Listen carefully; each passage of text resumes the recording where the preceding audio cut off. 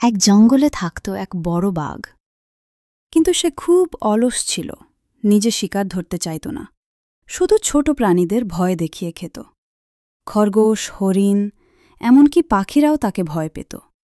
বাঘ সবসময় বলত, আমি বনের রাজা, আমাকে দেখে সবাই ভয়ে কাঁপবে আর আমার জন্য খাবার জোগাড় করবে।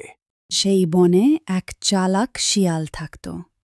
শিয়াল ভাবল, এই বাঘের কারণে আমরা কেউ শান্তিতে নেই, কিছু একটা বুদ্ধি করতে হবে। একদিন শিয়াল বাঘের কাছে গিয়ে বলল, হে বাঘ মহাশয়, আপনি সত্যিই বনের রাজা, কিন্তু জানেন কি, আরেকটা বাঘ এসেছে, সে বলছে সে আসল রাজা। বাঘ রেগে গিয়ে গর্জন করে উঠল, কি? আরেকটা বাঘ? কোথায় সে? আমি তাকে খেয়ে ফেলব। শিয়াল বাঘটিকে নিয়ে গেল জঙ্গলের ভেতর এক জায়গায়, যেখানে একটি কুয়ো ছিল। কুয়োর পানিতে পরিষ্কার প্রতিফলন দেখা যেত।